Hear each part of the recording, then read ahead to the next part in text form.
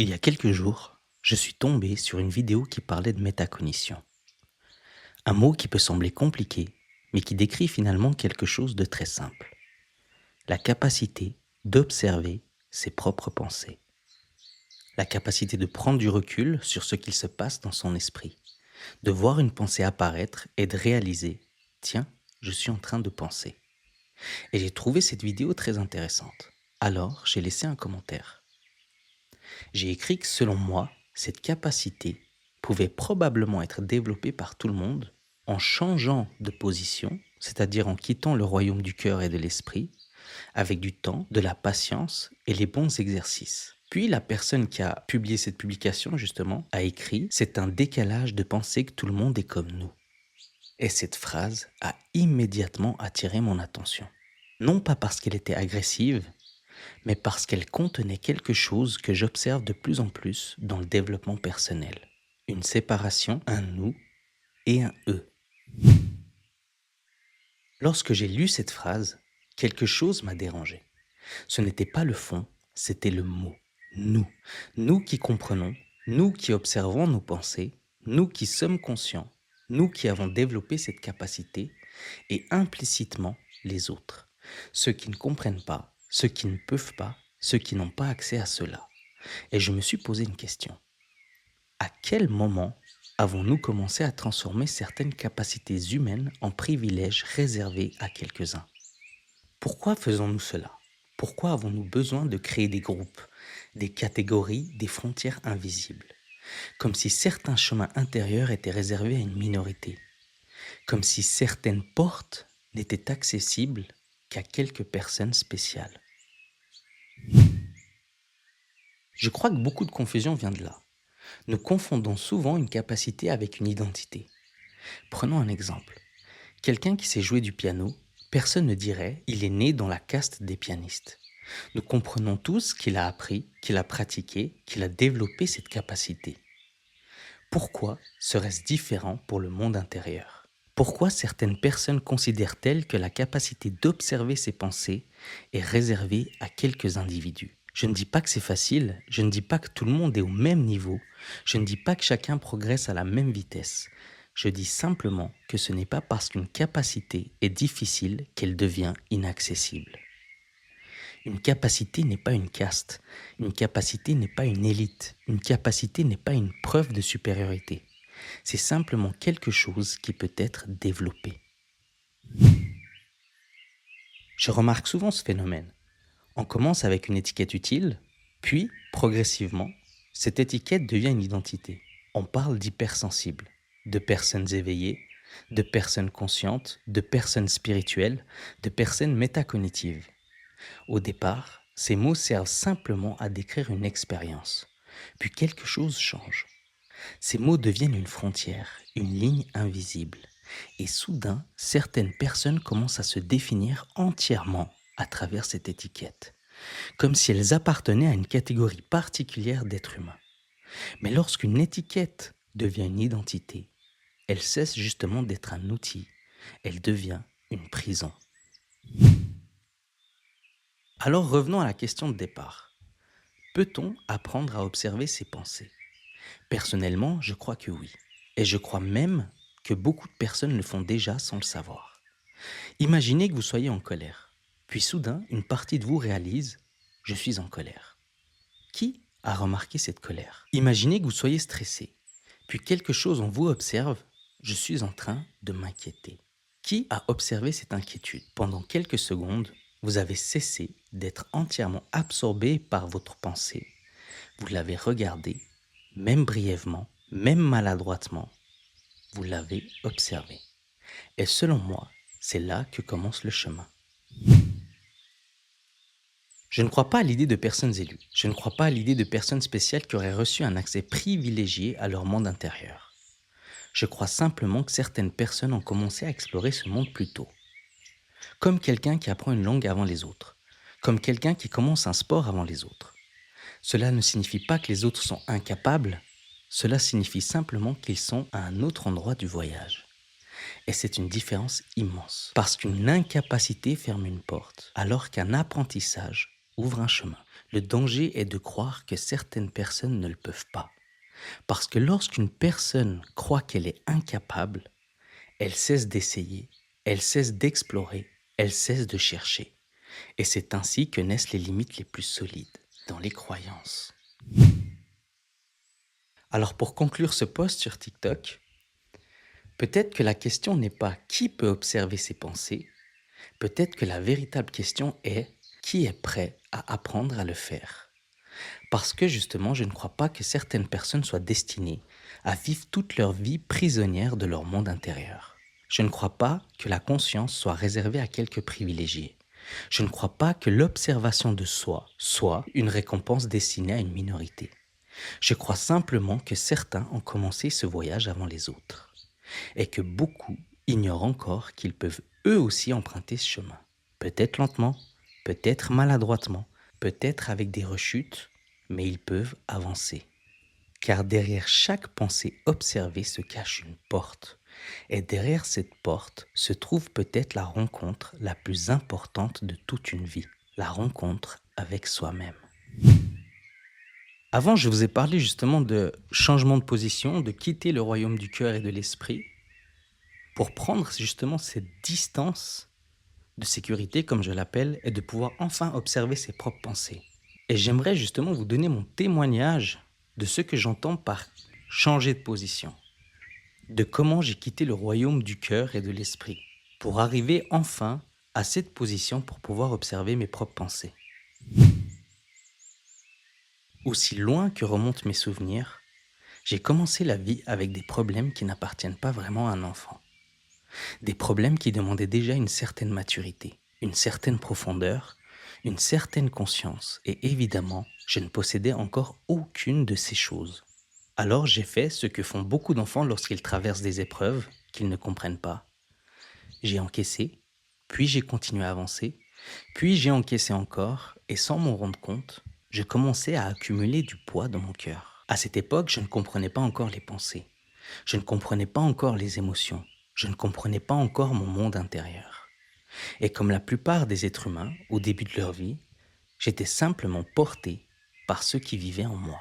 Et parmi toutes les choses qui m'habitaient, j'aimerais en retenir 3 qui occupaient une place immense. L'honneur, la fierté et une volonté féroce de ne pas me laisser faire par la vie. Lorsqu'une épreuve arrivait, je ne me demandais pas pourquoi moi. Je réagissais autrement.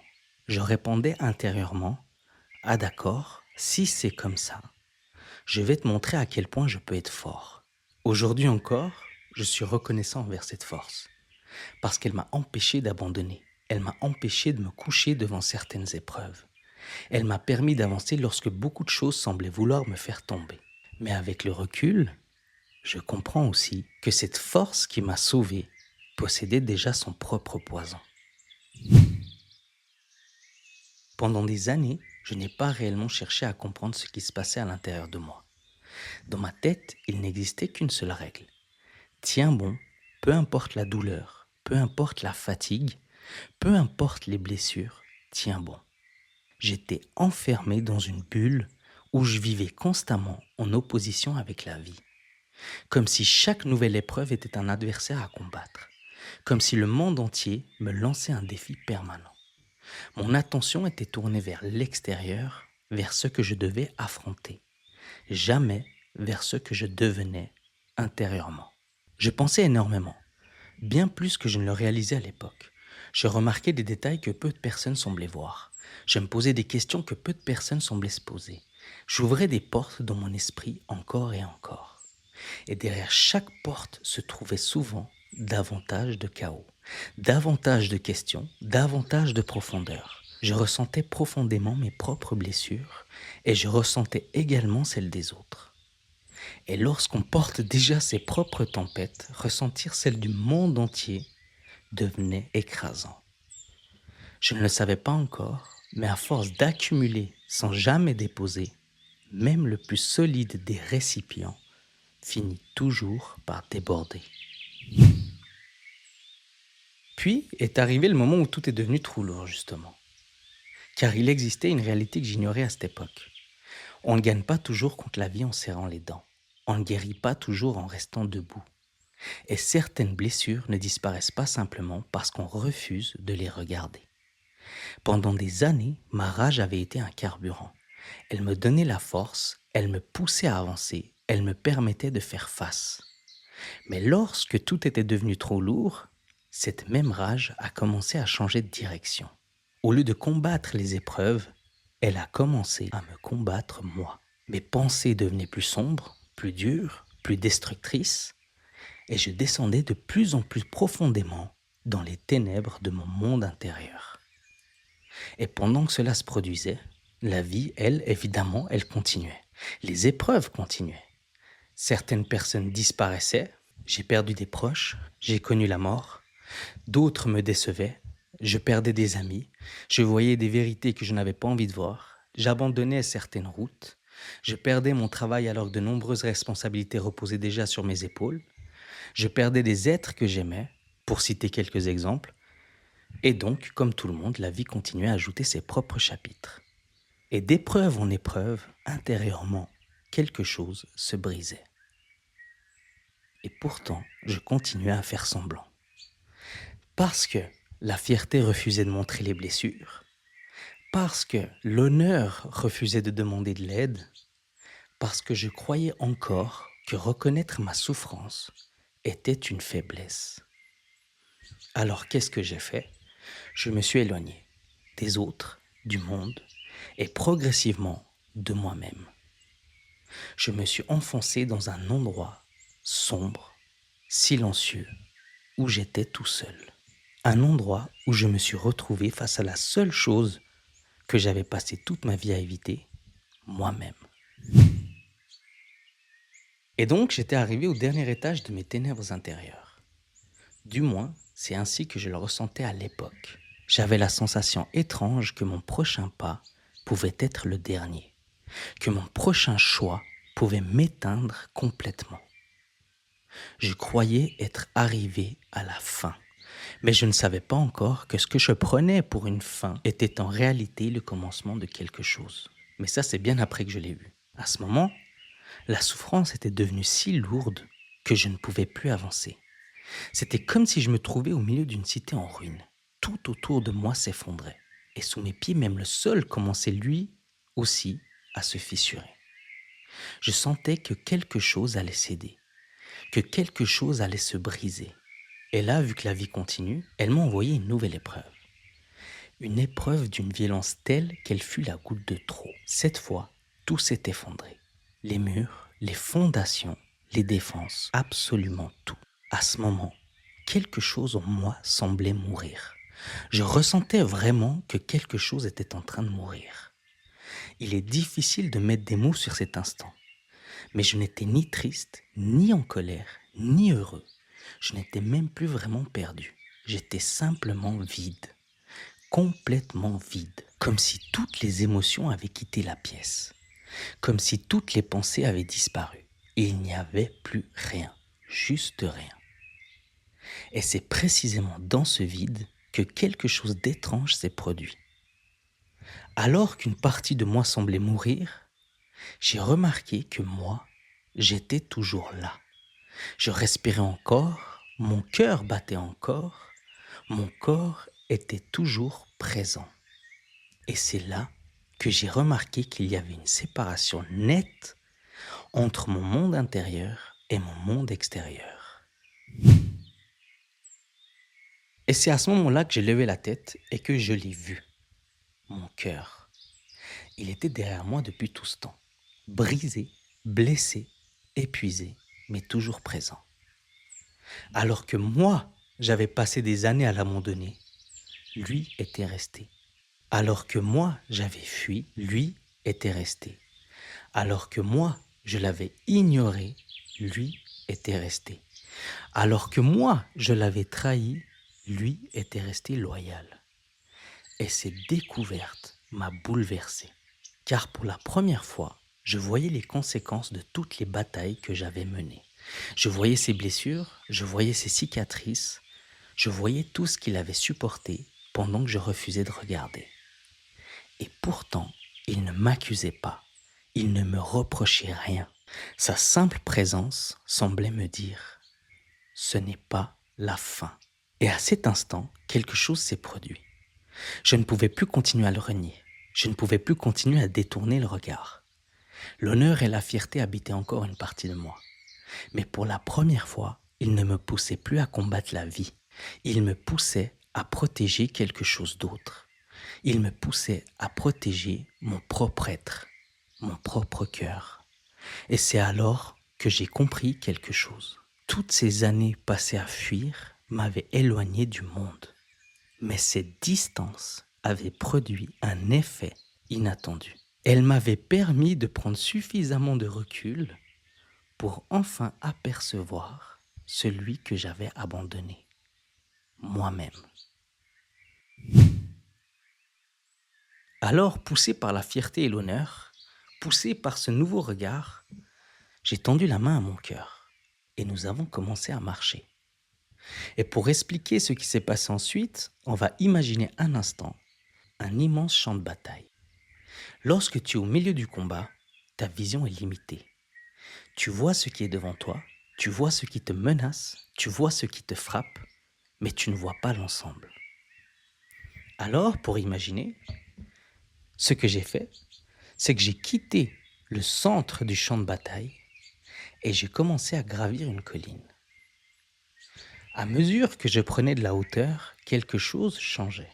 Je voyais davantage, je comprenais davantage, et paradoxalement, plus je comprenais, plus le chaos semblait immense. Je venais de traverser l'une des périodes les plus douloureuses de ma vie, et pourtant, ce nouveau regard apportait encore plus de questions. Je comprenais, et en même temps, je ne comprenais plus rien. C'était vraiment un immense paradoxe. Mais cette fois, il existait une différence fondamentale. Je ne marchais plus contre moi-même, je marchais avec moi-même. J'essayais de soutenir ce qui vivait en moi. J'essayais de prendre soin de mon cœur. J'essayais de développer un esprit patient. Et à chaque pas, quelque chose changeait. Ma manière de penser, ma manière de ressentir, ma manière de regarder la vie, ma manière de discuter à l'intérieur de moi.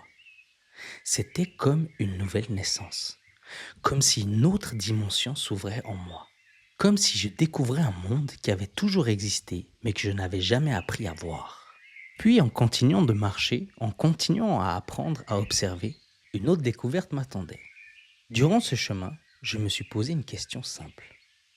Lorsque j'observe une pensée, qui est en train de l'observer? Cette question paraît anodine. Pourtant, elle a changé énormément de choses pour moi. Pendant des années, j'avais cru être les habitants du royaume du cœur et de l'esprit, les pensées, les émotions. Lorsque la peur apparaissait, j'étais la peur. Lorsque la colère apparaissait, j'étais la colère. Lorsque le doute apparaissait, j'étais le doute. Mais désormais, quelque chose avait changé. Je pouvais voir ces pensées apparaître. Je pouvais les observer. Je pouvais même parfois les regarder partir. Et si je pouvais les observer, alors je ne pouvais pas être entièrement elles. Car il existait nécessairement une distance, une séparation, une présence silencieuse qui regardait, une présence qui remarquait, une présence qui observait. Et c'est exactement ici que j'ai commencé à comprendre quelque chose. L'être humain possède une capacité extraordinaire, la capacité de tourner son regard vers lui-même, la capacité d'observer son propre esprit, la capacité d'observer ses propres pensées. Et des années plus tard, j'ai découvert qu'il existait justement un mot pour cela, la métacognition. Penser ses pensées, observer ses mécanismes, regarder son propre fonctionnement intérieur. Pour moi, la métacognition n'est pas simplement une définition, c'est une porte. Une porte qui permet de sortir progressivement de l'identification permanente à nos pensées. Car lorsqu'une pensée apparaît, par exemple « je ne vais pas y arriver », nous avons souvent l'impression qu'elle est vraie. Nous avons l'impression qu'elle est nous. Mais lorsque nous apprenons à l'observer, quelque chose change. Nous commençons à comprendre qu'une pensée n'est pas un fait, qu'une pensée est simplement une pensée. Et c'est précisément là que naît une forme de liberté.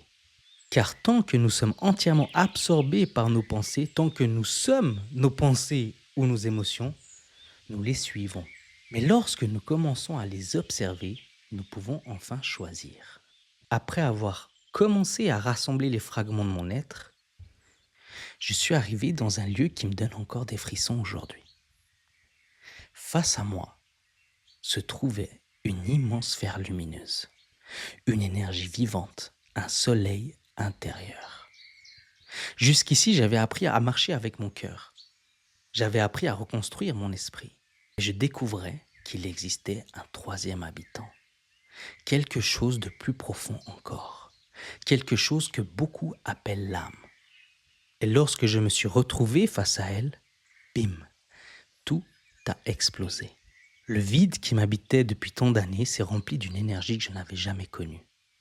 Comme un souffle après une longue noyade, comme une première respiration après des années d'étouffement, comme si la vie elle-même revenait circuler en moi. Pour la première fois depuis très longtemps, je ne survivais plus, je vivais. Après cette rencontre avec moi-même, pour la première fois depuis très longtemps, je me sentais vivant. Vraiment vivant. Une énergie traversait tout mon être. Chaque cellule de mon corps semblait vibrer, comme si quelque chose qui dormait depuis des années venait enfin de se réveiller. C'était difficile à expliquer. Une joie immense, une sensation de liberté, une connexion à quelque chose de plus grand que moi. Comme si après avoir passé tant d'années enfermé dans mes propres ténèbres, je pouvais enfin respirer. Comme si mon enfant intérieur, celui que j'avais abandonné pendant toutes ces années, revenait enfin habiter mon corps de jeune adulte. Pour la première fois, je ne regardais plus simplement la vie. Je commençais à me regarder moi-même, je commençais à être connecté à la vie. Je faisais partie de ce tout. Je prenais du recul, je confirmais mon identité, je rassemblais les fragments éparpillés de mon être. Et c'est durant ce travail justement qu'une pensée m'est venue, une observation qui continue encore aujourd'hui à m'accompagner. Je me suis demandé si l'être humain était réellement un seul être, ou si à l'intérieur d'un même corps, plusieurs fragments de nous-mêmes pouvaient exister simultanément. C'est-à-dire, par exemple, une partie de toi qui vit dans le royaume du cœur, une partie de toi qui vit dans le royaume de l'esprit, et une autre personne que tu ne vois pas encore. Comme si certaines parties de nous vivaient encore dans le passé, comme si d'autres étaient perdues dans des blessures, comme si certaines attendaient simplement d'être retrouvées. Et justement dans mon cas, j'étais perdu dans les ténèbres du royaume du cœur, j'étais perdu dans les profondeurs du royaume de l'esprit. J'étais justement fragmenté. Et plus je regardais mon parcours, plus je comprenais que cette explosion intérieure n'était pas apparue par hasard. Elle s'était produite lorsque tous ces fragments avaient commencé à se retrouver, lorsque ces différentes parties de moi avaient cessé de s'ignorer, lorsque mon cœur, mon esprit et mon être avaient recommencé à marcher dans la même direction. Et lorsque cet assemblage s'est produit, quelque chose s'est allumé, quelque chose qui dépassait les mots, comme si je venais enfin de redevenir entier. Une fois assemblé, une nouvelle étape a commencé. Je pouvais observer réellement. Et très rapidement, une chose m'a frappé. Je me suis rendu compte à quel point j'étais ignorant. Non pas dans un sens négatif, mais dans le sens le plus humble du terme. Plus j'apprenais, plus je réalisais tout ce que j'ignorais encore. Mais cette fois, cela ne me faisait plus peur, car quelque chose avait changé. Mes yeux étaient remplis de vie. Et surtout, j'avais compris qu'ils n'étaient pas uniquement faits pour regarder le monde extérieur. Ils pouvaient également regarder à l'intérieur. Et avec cette nouvelle vision, j'ai commencé à comprendre quelque chose d'étrange. Moi-même, j'étais un chemin, une voie, un parcours. Et comme tous les chemins, d'autres êtres humains l'avaient déjà emprunté avant moi. Certains de mes aînés et cadets avaient déjà traversé certaines étapes.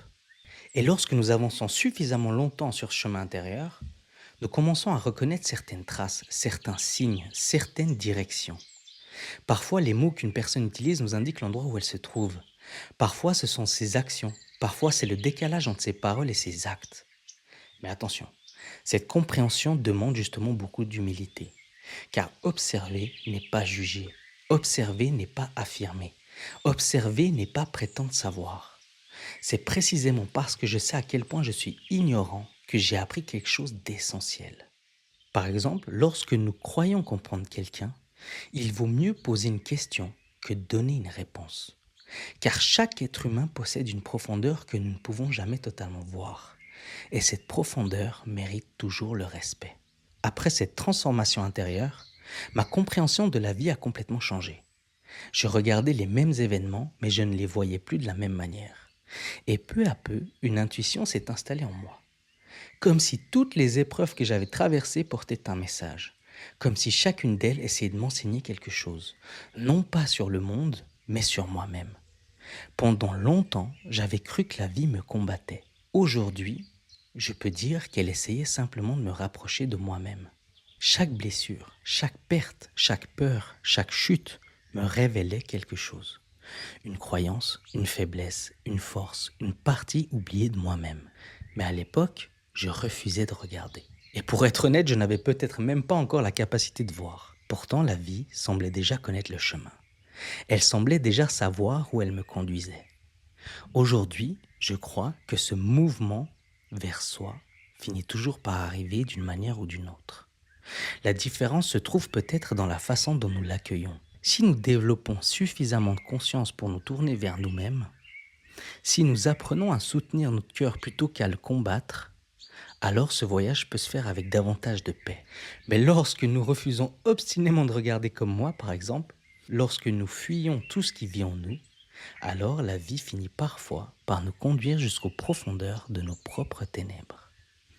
Mais lorsqu'on observe, quand on arrive à ce dernier étage, par exemple du royaume du cœur et de l'esprit, c'est là que nous nous trouvons au plus proche de notre centre, au plus proche de notre essence, comme si nous étions allés au centre de la Terre. Sur le moment, on peut penser que c'est pour nous punir, mais ce n'est pas le cas. C'est justement peut-être pour nous permettre de voir ce que nous ne voulions plus regarder. Et avec le recul, je crois que c'est précisément là que mon éveil a commencé. Non pas lorsque j'ai trouvé des réponses, mais lorsque j'ai enfin accepté de me rencontrer moi-même. Aujourd'hui encore, lorsque je traverse une période difficile, je continue justement d'utiliser cette capacité. Prenons la même pensée qu'avant. Je ne vais pas y arriver. Avant, cette pensée devenait immédiatement ma réalité. Je la croyais, puis mon cœur la ressentait, puis cette émotion créait un poids. Puis ce poids créait de nouvelles pensées. Et c'est là qu'une boucle commençait. Aujourd'hui, justement, quelque chose est différent. Lorsque cette pensée apparaît, je l'observe, je la regarde et je me pose des questions. Puis une discussion intérieure commence. Non pas pour me mentir, non pas pour me convaincre que tout va bien, mais pour soutenir mon cœur. Car dans les moments difficiles, mon cœur souffre déjà suffisamment. Je n'ai pas besoin d'ajouter un poids supplémentaire avec mes pensées. Je brise le cercle. Et cette discussion intérieure a changé ma relation avec moi-même. Je ne suis plus le juge de mon cœur, je suis devenu son allié. Et plus cette alliance grandissait, plus quelque chose en moi retrouvait la paix. Lorsque je repense à mon parcours, mon éveil qui a commencé le jour où j'ai rencontré mon âme, le jour où j'ai ressenti cette immense énergie de vie, s'est réellement développé le jour où j'ai commencé à observer mes pensées, observer mes blessures, observer mes réactions, observer mon cœur, observer mon esprit, observer mon être. Car c'est à cet instant que j'ai cessé progressivement d'être prisonnier de ce qui vivait en moi. Aujourd'hui encore, je ne prétends pas avoir terminé ce chemin. Je ne prétends pas avoir compris la vie. Je ne prétends pas détenir une vérité. Au contraire, plus j'avance, plus je découvre l'immensité de ce que j'ignore. Mais il existe une chose dont je suis presque certain. La plupart des réponses que nous cherchons à l'extérieur se trouvent souvent derrière une porte que nous n'avons pas encore osé ouvrir à l'intérieur. Et peut-être que le véritable éveil n'est pas de devenir quelqu'un d'autre. Peut-être que le véritable éveil est simplement la rencontre consciente avec celui que nous avons toujours été. J'aimerais maintenant vous partager quelque chose de plus personnel, une façon d'observer mon propre monde intérieur. Je ne prétends pas que c'est la vérité, attention, je ne suis pas un psy, n'oubliez pas. Je ne prétends pas que tout le monde fonctionne exactement de cette manière, mais c'est le modèle que j'ai trouvé et que j'utilise pour comprendre ce qu'il se passe en moi lorsque je traverse des périodes difficiles. Pour ça, je vous ai concocté un petit schéma. S'il vous plaît, ne me jugez pas sur les dessins. Mais voilà, sur ce schéma, il y a le cerveau, l'esprit, le cœur, les émotions, les deux royaumes. Et derrière ça, il y a l'âme. Et entre tous ces royaumes, il y a ce qu'on appelle justement la discussion interne. Lorsque je vis une situation difficile, une pensée apparaît souvent dans mon esprit, dans nos esprits. Mais reprenons l'exemple d'avant. Je ne vais pas y arriver. Cette pensée semble anodine. Quelques mots seulement. Mais selon ma façon de voir les choses, une pensée n'est jamais seule. Car derrière chaque pensée se cache une émotion qui peut apparaître, et derrière chaque pensée se crée un chemin intérieur que nous allons suivre, si on ne fait pas attention. Alors partons de la pensée « je ne vais pas y arriver ». Lorsque cette pensée arrive, mon cœur l'entend, et s'il la croit, il commence à ressentir quelque chose. Peut-être de la peur, peut-être du découragement, peut-être du doute. Et plus le cœur ressent cette douleur, plus cette douleur devient lourde à porter. Et à partir de là, c'est ici que quelque chose d'intéressant se produit. Le cœur souffre, et si on n'a pas le recul nécessaire, l'esprit va suivre et il va venir parfois ajouter du poids dessus. Et la discussion interne devient chaotique. Le cœur a peur, l'esprit répond « tu vois, je te l'avais dit ». Le cœur doute, l'esprit répond « tu n'es pas capable ». Le cœur est blessé, l'esprit répond « tu n'y arriveras jamais ». Et c'est alors qu'une boucle se crée. Le cœur souffre et l'esprit alimente cette souffrance. Puis cette souffrance produit encore plus de pensées négatives et donc plus de poids. Et sans même nous en rendre compte, nous construisons justement un chemin difficile à l'intérieur de nous. Non pas parce que la vie est forcément devenue plus difficile, mais parce que notre discussion interne est devenue notre pire adversaire. Alors, comme je l'ai dit avant, aujourd'hui, lorsque ce type de pensée apparaît, je fais quelque chose de différent. Je ne la crois pas immédiatement. Je prends une pause, je l'observe, puis je décide de répondre. Je cherche simplement à devenir un soutien pour mon propre cœur. Car dans les moments difficiles, comme je l'ai dit avant, mon cœur souffre déjà suffisamment. Je n'ai pas besoin d'ajouter un poids supplémentaire. Et pourquoi le cœur est si important? Parce que j'ai remarqué quelque chose. Combien de fois avons-nous reçu d'excellents conseils? Combien de fois avons-nous entendu « fais du sport, prends soin de toi, change certaines habitudes, lance-toi, ose ». Nous savions déjà tout cela. Notre esprit le savait. Alors pourquoi ne l'avons-nous pas fait? Parce que savoir n'est pas toujours suffisant. Je crois que l'être humain bouge rarement grâce à une idée seule. Très souvent, il bouge lorsqu'une émotion devient suffisamment forte, lorsque quelque chose touche profondément son cœur, lorsque quelque chose le fait ressentir. C'est pourquoi, dans ma vision des choses, le cœur est extrêmement important, car c'est souvent lui qui fournit l'énergie du mouvement. L'esprit peut montrer une direction, mais le cœur fournit souvent l'élan nécessaire pour marcher. Voilà pourquoi je fais attention à ma discussion interne. Parce que lorsque mon cœur traverse déjà une épreuve, je ne veux pas devenir la personne qui l'enfonce davantage. Je veux devenir la personne qui le soutient. La personne qui lui rappelle « oui c'est difficile, oui tu as mal, oui tu as peur, mais nous allons continuer à avancer ensemble ». Et peut-être que la métacognition commence aussi ici, dans cette capacité à observer une pensée, puis à choisir consciemment la façon dont nous allons lui répondre. Et comme je vous ai parlé du poids, imaginez marcher avec des montagnes de poids sur les épaules. Bien sûr que c'est difficile. C'est pourquoi je fais attention à alléger tout ce qui se passe à l'intérieur de moi, sans être dans l'illusion, en prenant compte de la réalité des choses. Alors voilà, nous arrivons au bout de cette vidéo sur la métacognition, mais surtout sur ce changement de position qui a transformé ma manière de voir la vie. Pendant des années, j'ai vécu à l'intérieur du royaume du cœur et de l'esprit. J'étais emporté par mes émotions, j'étais emporté par mes pensées, je vivais chacune d'elles comme si elles étaient moi. Puis sans vraiment m'en rendre compte, j'ai changé de place. J'ai quitté cette position où j'étais prisonnier de ce qui se passait en moi pour rejoindre celle de l'observateur. Et dans ma façon de comprendre les choses, c'est la place de l'âme. Et c'est depuis cet endroit que l'on peut enfin regarder le cœur sans le juger, regarder l'esprit sans le suivre aveuglément. C'est depuis cette position que l'on peut devenir l'arbitre entre nos pensées et nos émotions, notamment dans la discussion interne, et commencer à créer un équilibre.